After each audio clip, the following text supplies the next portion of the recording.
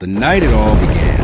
It was a cold, quiet evening when Karen Reynolds and her teenage daughter, Lily, returned home after a long weekend trip. The two had spent the last few days shopping and catching up with friends in another city, eager for a short break from their usual routine.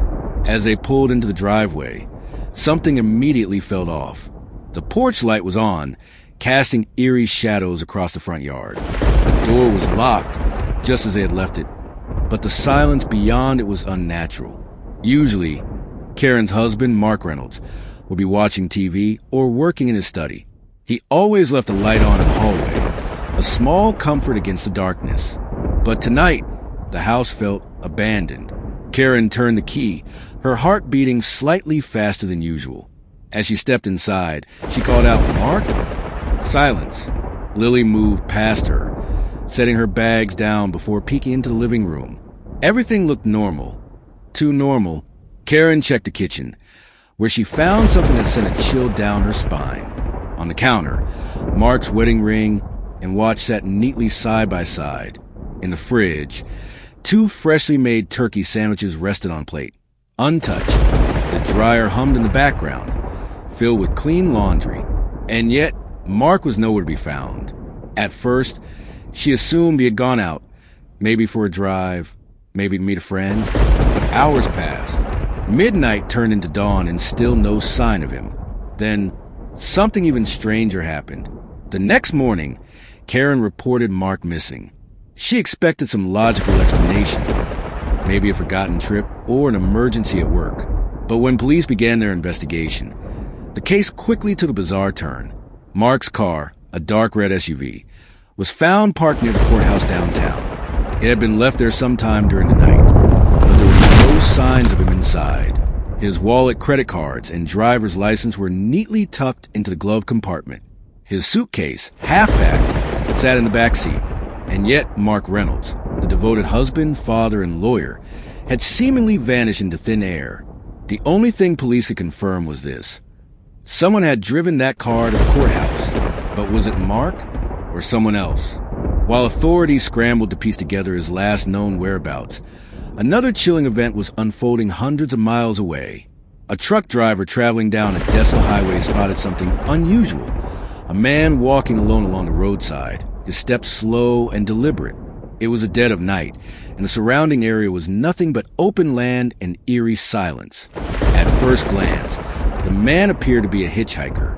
He wore work boots and military-style clothing, blending into the darkness. But there was something unsettling about him.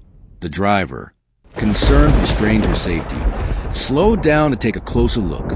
But before he could stop, another vehicle, a dark-colored Chevy Camaro, came speeding down the road.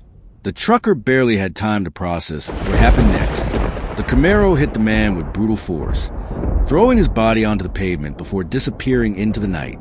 The truck driver slammed on the brakes, heart pounding. When he rushed back to check on the victim, he found the man lying motionless on the side of the road. His face was unrecognizable from the impact, his pockets empty. There was no ID, no wallet, nothing to say who he was or where he had come from. Police arrived quickly, but with no way to identify the victim. He was listed as a John Doe. The Camaro had vanished without a trace, its driver unknown. For years, the case remained open and unsolved. A man had been left die on a lonely highway, his identity a mystery, until a shocking discovery changed everything. More than a decade later, forensic analysts were reviewing old, unidentified case files when something caught their attention. John Doe, the man killed in a hit-and-run, bore a striking resemblance to Mark Reynolds, the lawyer who had vanished all those years ago. DNA testing confirmed what seemed impossible. The two were the same person. Mark Reynolds had disappeared from his home without a trace, only to turn up dead hundreds of miles away. But that was just the beginning of the mystery. As investigators dug deeper, more strange details surfaced. It turned out Mark had purchased 2 plane tickets the week he vanished, one from his home city to another major airport, and another from the West Coast back home. Had he been planning to leave, or was he running from something? His family was stunned by the revelation. Karen recalled that weeks before his disappearance, Mark had mentioned he was being followed. He had been acting paranoid, constantly looking over his shoulder. When she pressed him for details, he only said, "It's better if you don't know."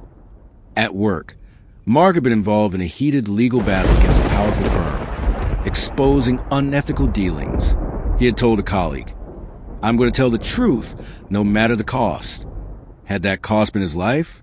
Some believe Mark was fleeing danger, traveling under a false identity. Perhaps he had uncovered something too dangerous to ignore, something that forced him into hiding. But if that were true, why had he returned? And why was he walking along a deserted highway in the middle of the night? Others suggest a more chilling theory, that he had been taken against his will, that someone had forced him to leave, keeping him hidden for years before finally releasing him under mysterious circumstances. And if that were the case, who was responsible? To this day, the story of Mark Reynolds remains one of the most baffling disappearances in modern history. His sudden vanishing, his reappearance on a distant highway, and the years in between, unaccounted for, unexplained. Had he been running from a threat no one understood?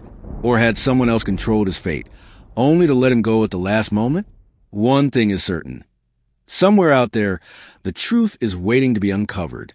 And the question remains, who is Mark Reynolds really running from?